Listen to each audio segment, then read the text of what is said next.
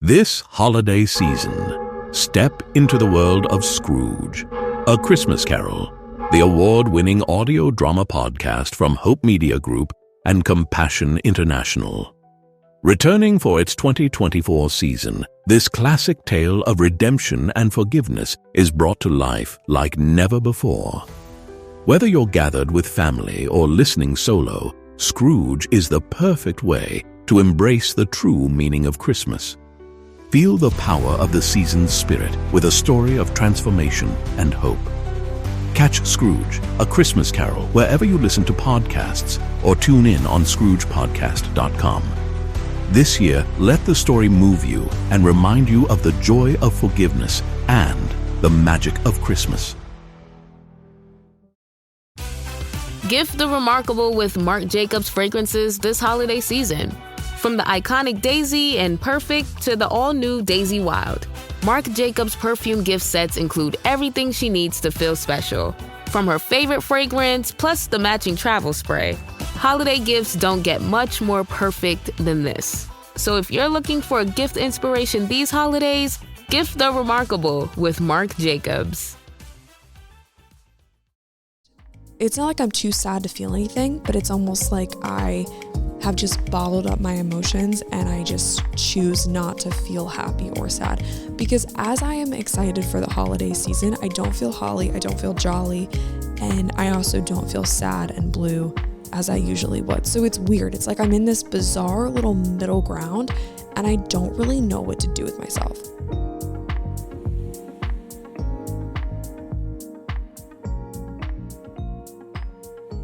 Hey guys, what's up? Welcome to or back to the show. Thank you so much for clicking on today's episode. My name is Lily. I'm your host. And today we're talking about feelings, which is super exciting because I feel like I can't talk about my feelings lately. This episode will kind of be more about the fact that I feel like I can't talk about my feelings. We're going to talk about emotional burnout, the winter blues, compartmentalizing your feelings, and just all kinds of other super interesting psychology stuff that I can't wait to share with you guys. So, first and foremost, if you're new here, a very special welcome to you. Thank you so much for clicking on this episode. This is 80/20, where we talk about all things faith, fitness, figuring out life, friendships, psychology things, kind of just whatever is on my heart to share. And then I also like to invite cool people on the show and have conversations with them. So last week, for example, an episode went up that was a conversation with my friend Tori, and we talked all about kind of just moving through a tough decision, how to come to a conclusion, how to act on making that decision, and then the aftermath that follows. And that episode was really cool. So if you haven't listened to it, you definitely should.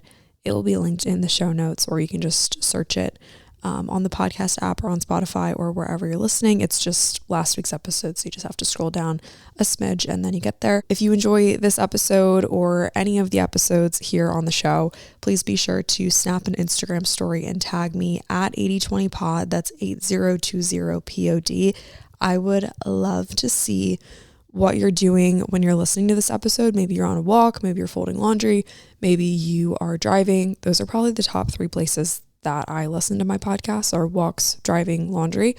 But if you are in the kitchen or on the plane or doing whatever you do, maybe you're taking a break from finals and just taking a little time away from your computer, listening to a pod. That was always something that I love to do. Or I guess I still am in college. I was going to say when I was in college, I feel like to a degree that I'm not in school because I just do online college, but I'm very much in school. I'm very much in the thick of it. I have a tentative graduation date now, which is so exciting. I can kind of see the light at the end of the tunnel, and I feel like I'm getting some clarity on like where I want to go directionally, but obviously that is so subject to change. But for some reason, the past like 2 weeks, I felt 2 weeks is such a short amount of time, so don't quote me on this, but I just feel like there has been some moments where I'm like, okay, I could definitely see myself doing whatever, or I could definitely see myself going to grad school or whatever it is. And so I'm just really excited that it's starting to feel like a light at the end of the tunnel, because school's been something that I've tackled and then taken a break from, and then tackled again, and then transferred, and then taken another break from. And it's just been this very non-traditional path, very non-traditional route for me. And it's cool that it's kind of coming to an end soon in the best way, meaning that I'm going to graduate soon. So that's that. But all that to say, there has been a lot of changes in my life, a lot of things that it was just kind of like up in the air, and I wish that I could paint more of a picture for you guys. I think for me, a big quest has always been to find clarity, especially when it comes to my future. And I've never felt confident, nor have I ever felt clear in my future. And the older I get, the more I realize that like that's just kind of life. You're probably never going to feel completely confident in your future, and you just have to be okay with that. And that's when my trust for the Lord comes into play. And I just keep going back to Jeremiah 29:11, for I know the plans I have for you, declares the Lord, plans to give you hope in a future, plans to prevent you from harm. Oh gosh, I forget the rest of that verse. That was a vacation Bible school verse that I memorized back when I was itty bitty, and it has always stuck with me, which is funny how God does that, because it's like the one thing that I'm always stressed about, my future, is the one verse that I had memorized since I was a little girl.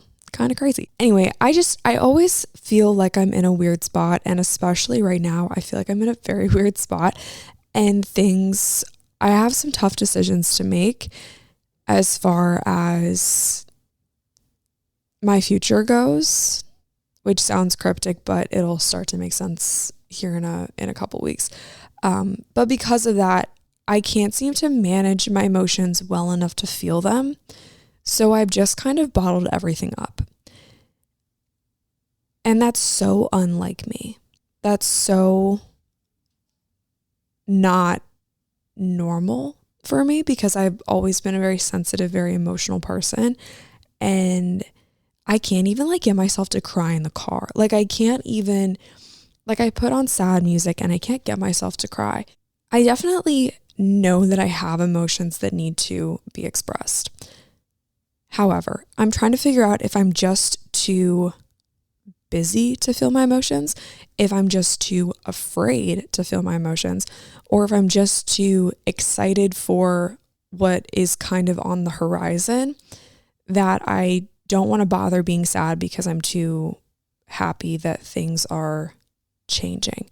But I don't think that it's that last one, because while I'm happy about my future changes, I'm not necessarily like overly joyful. But you can simultaneously be joyful during times of sadness, and that's a whole nother can of worms that we can get into. But that's a different episode for a different time. For years, I really struggled with the winter blues. And if you guys haven't heard of the winter blues, it's just kind of a cute name for seasonal affective disorder, where you're essentially heavily affected by the darker, colder days, leading you to feel kind of sad, depressed. It's just seasonal depression. Like that's what it is. And I always struggled with that.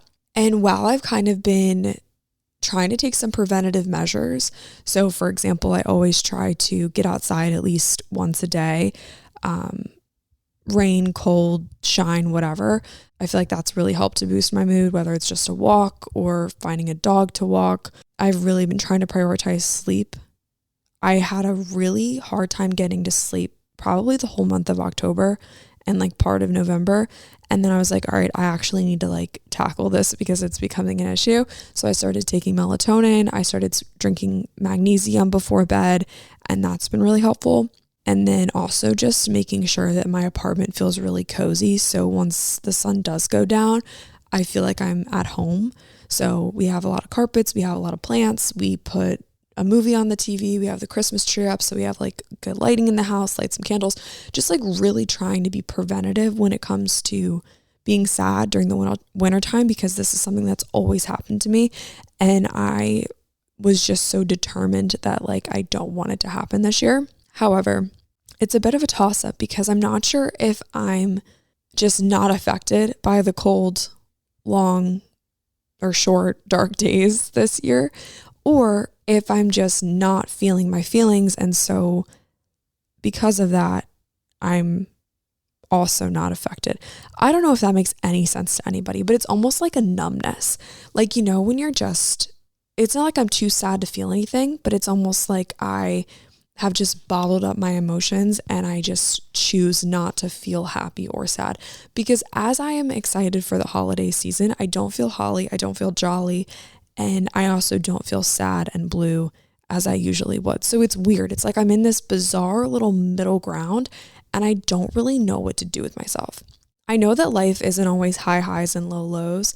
Most of the time you're going to be in this weird middle ground where you don't really feel something, if that kind of makes sense. Or maybe you do. I don't know. Like, I can obviously only speak from my experiences, but whenever I have a high, it feels so big. And whenever I have a low, it feels so big. So the middle ground makes me freak out a little bit because I'm like, oh, I'm just not feeling something.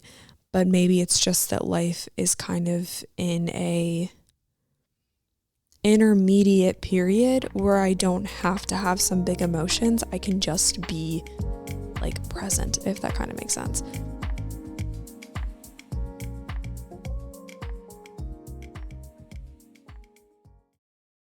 Little fun fact about me, I love Matthew McConaughey. I think that he's obviously so handsome, but he just has so many good things to say. I read his book Green Lights, and then I saw a reel pop up, and I guess he wrote another book. I don't know how I missed this, but he wrote another book, and it's called Just Because, and it's a children's book. And I just Amazon Primed it because it looks really sweet. But I wish I had the book in front of me because it's quite literally so perfect for this episode. And I just pulled up the webpage. Am I literally a grandma? I pulled up the website for, I just feel like webpage is such a vintage name for a website. I just pulled up the website for his book and it looks so sweet. This is what it says. Have you ever felt worried and excited at the same time? Have you ever had your feelings hurt but forgiven someone anyway? Have you ever thought that there was more than just one right answer to a question? That's because contradictions are all around us. They make us who we are. Filled with his trademark humor and wisdom, Matthew McConaughey has crafted a soulful collection of life lessons that empowers readers big and small to celebrate how we are all full of possibility. So sweet. And so anyway, I watched the book trailer and there was this one quote that actually made me tear up. So because it made me tear up, that means that this is a pain point for me and it's helpful in trying to figure out the root of my problem here. The quote goes like this. It's a cute picture of, or a illustration of a girl dancing. She's in like a little ballerina dress and she's spinning around on her toes. And the quote says, just because I'm spinning in circles doesn't mean I'm dizzy. And then it went to another clip that was a girl on a yoga mat that said, just because I'm sitting still doesn't mean I'm not busy. And then you put them together and it's so sweet and it rhymes. Just because I'm spinning in circles doesn't mean I'm dizzy. Just because I'm sitting still doesn't mean I'm not busy.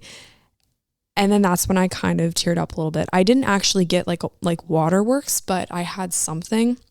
So that clearly struck a chord with me and clearly kind of felt like a little bit of a relatable spot. And I think that it's because I'm in such a weird place of feeling the push and the pull of kind of like, where should I go next? Am I backpedaling if I make certain decisions? Other people in my life are seemingly strides ahead of me, and it's not a competition, but sometimes it feels like it is. And I'm just feeling like I'm spinning in circles. And to an outsider, it might look like I'm dizzy, but to me, I'm just dancing because I'm in this middle ground, this in-between period, and sometimes that's okay.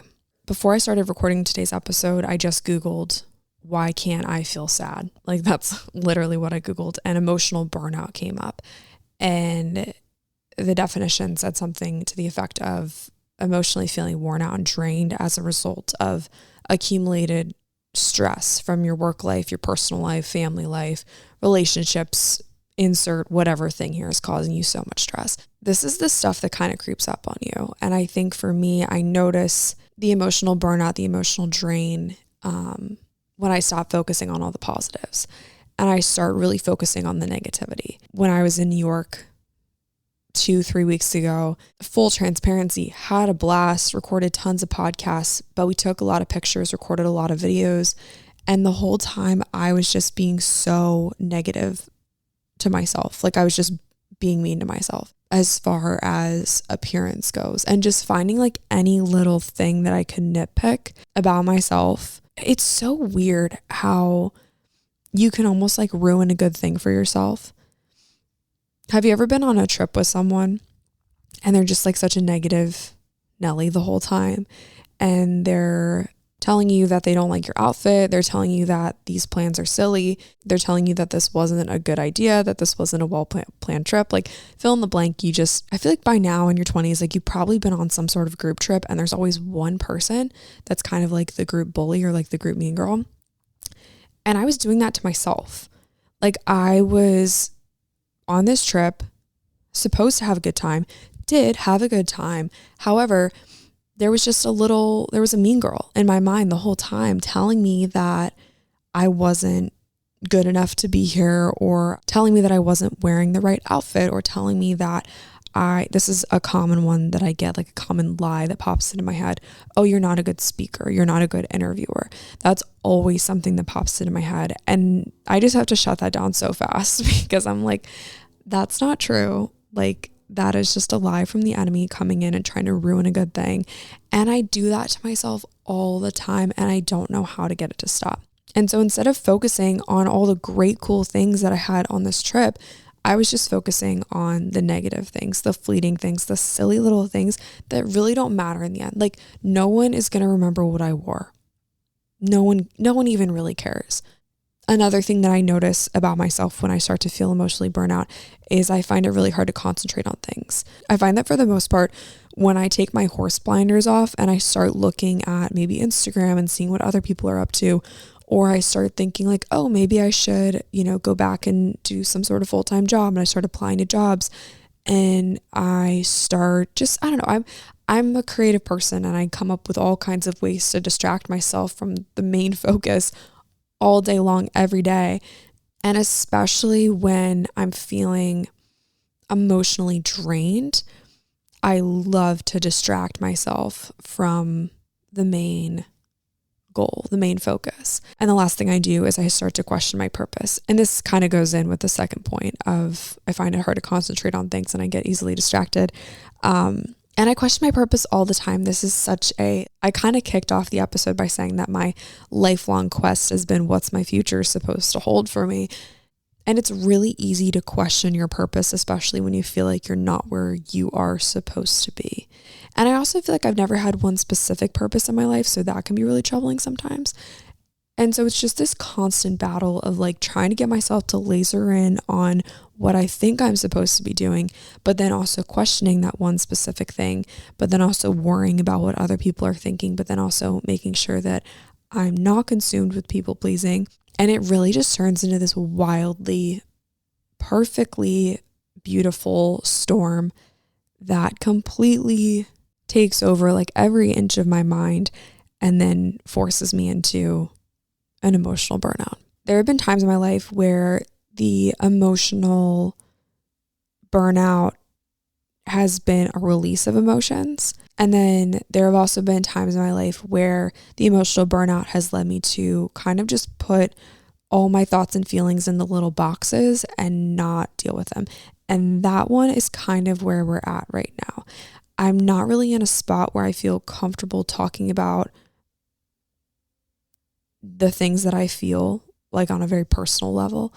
I'm not really in a spot where I feel like I have anyone who I could talk to these things with, which is really sad.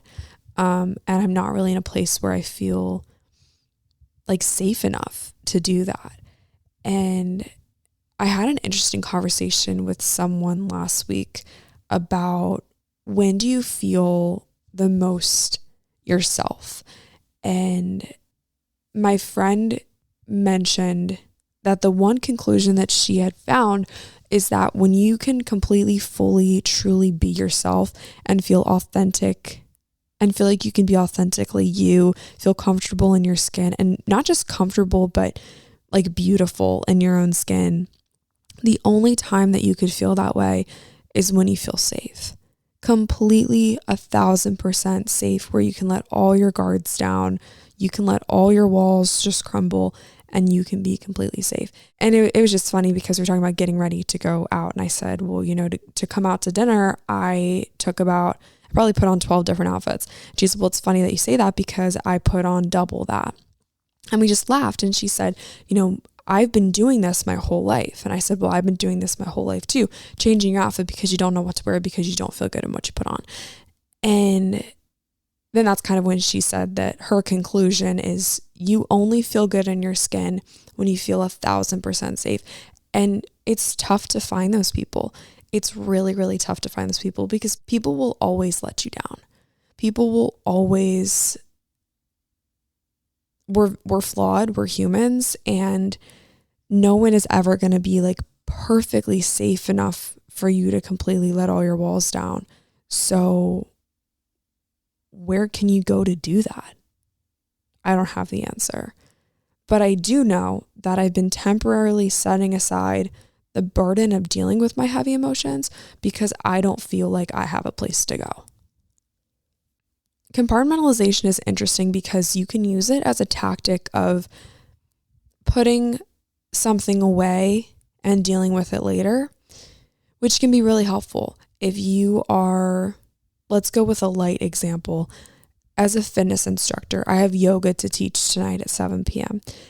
When I go into that yoga studio, I am going to put my problems away for an hour and give people the best possible yoga class that I can. Whether I'm having a fantastic day or having a really, really bad day, for that hour, I'm there to teach those people and to hold space for them. And it's not about me. Then when I come home from that, I can unload if I had a bad day. Another situation that might be positive, nurses, for example. I have a couple friends who are nurses, and when they go in to treat a patient, they have to put all of their problems, all of their personal things that they have going on the back burner, tuck them away, focus on the task at hand in order to give that patient the best possible care. And those are instances where putting your feelings into boxes and dealing with them later can be really, really healthy. However, if you do that too often, sometimes you put those feelings into boxes and you just forget to deal with them. I was using it as a technique for stress management and separated my emotions from my day-to-day tasks. And I think I've gotten to a point where I don't even understand my emotions because I've been avoiding them for so long. And I almost don't want to bring them up to the surface because I'm kind of afraid of what I'll find, to be totally honest. I was doing my journaling this morning, and that's another thing that I've noticed is I've kind of stopped journaling to an extent because I just don't want to deal with stuff. So is it okay to sit in the middle ground until I'm ready to address certain things? Is it healthy? Maybe. I don't really know. And I don't know how this applies to your life. We all go through stuff. We all have emotions and people who have let us down and stories from our past that continue to come back up even when we felt like we've dealt with them. We all have stuff that goes on. And as easy as it is to pretend like it's not there, it is. And it will continue to be there until we deal with it, which is really unfortunate. And I know from personal experience that if you continue to suppress things, if you continue to just bottle things up, you just kind of turn into a pressure cooker and eventually it all has to come out in some capacity. So I'm not saying like go and deal with all your problems like today, right now, but if there's something that's kind of been marinating, I know I'm trying hard to work through it. Maybe use this as encouragement to try to work through your things yourself. I was reading Mark 6 the other day and something really stood out to me. It was this story about Jesus walking on water. In order to best understand this story, we have to go back up into the story before, which is Jesus feeds the 5,000. If you guys want to go read it, it's only a couple paragraphs, but I'll give you the super short version. There were tons of people, tons of crowds that gathered to hear Jesus speak. And these people had come from far and wide to hear what Jesus had to say. And it was getting late, and his disciples said, hey, why don't you tell everybody to go home, or go into the nearby villages and they can get something to eat. And then Jesus said, no, we're going to give them something to eat. And the disciples were basically like, well, we only have 5 loaves of bread and 2 fish. And Jesus said, okay, sweet. We're actually going to turn that into more than enough for everybody to eat. And they did. Everybody ate. Everybody was satisfied. That's what the text said. They all ate until they were satisfied. So Jesus performed this miracle by feeding 5,000 people. The next day, the disciples were in a boat, and Jesus was walking out to them. I'm skipping some stuff, but just go read Mark 6. It's cool. Jesus was walking out on the water to meet with the disciples. The text says, when the disciples saw him, they thought that he was a ghost. They cried out because they saw him and they were terrified. And then Jesus spoke to them and said, take courage, it's I, don't be afraid. Then he climbed into the boat with him and died the wind down. They were completely amazed, for they had not understood about the loaves. Their hearts were hardened. I thought that this last part was super interesting, for they had not understood about the loaves and their hearts were hardened. Just yesterday, in the text, Jesus fed 5,000 people with 5 loaves of bread and 2 fish. And then the next day, they see someone walking on water and they get freaked out. And Jesus is like, guys, it's me. Come on. Like, I just performed this miracle, and now, like, you still don't get it. I can walk on water too, and you don't have to be afraid because I'm always here and I'm always with you. And the disciples were like, oh, okay, we finally understand. But then there have been numerous times in scripture where the disciples continue to doubt or be afraid because they don't understand, or as the text says, their hearts were hardened. And this really stood out to me because I know in my life, I could have evidence that God's doing good things, but I don't consider that evidence when I'm looking at the thing that I'm afraid of right in front of me. And I can go back in my brain or go back in my journal and think of all the times where God had my back, but then I still feel like my faith is a little bit rocky because I'm not sure if God could show up for me in this specific situation. Like, yeah, God might have showed up then and that was a good thing, but could he show up in this specific situation? And the answer is always yes. The answer is without a doubt always going to be yes. He's always going to show up in that situation. It's just a matter of if I have the faith that he's going to show up in that situation. And that's hard. That's really hard. And I feel like my heart is hardened. Like these disciples, I feel like my heart has been hardened. And I'm afraid to open up the emotional can of worms. I'm afraid to kind of unbottle things because I don't know what I'll find. And so my question to you is, do you have to confront your feelings all at once? I'm kind of hesitant to open up the can of worms because I don't know what I'm going to find. It's kind of nice to stay in this, like, I'm okay, I'm fine. But by not feeling the sad stuff, you're also missing the opportunity to feel the joyful stuff. You're also missing the opportunity to be happy, to be excited.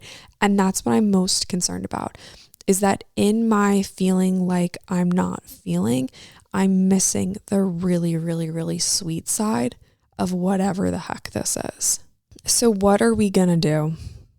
You guys know I love a good set of action steps. What the heck are we supposed to do? Writing this episode was in a way therapeutic. I know that I mentioned about the Matthew McConaughey quote that kind of triggered a little bit of emotion. And because there was that little like kind of prick of emotion, I need to explore that. And the best way for me to do that is through writing. And so maybe if I have, a night to myself this week, I'll spend some time in my journal and just kind of spend some time trying to identify what I really think about all of this, what I really am feeling. And I'm not sure if that is going to be a positive thing or be a negative thing. And that's kind of the scary side of exploring your emotions, is that you don't really know what you're going to find. But it could be kind of cool. And instead of adding to the collection of cardboard boxes that I have in my head, I could actually start to unpack them and maybe stay a while in whatever emotion I'm feeling and then move on when I'm ready. I'm not sure if this hit for anyone today. I'm not sure if you are kind of feeling what I'm feeling, but I know that I hope that I am not the only one.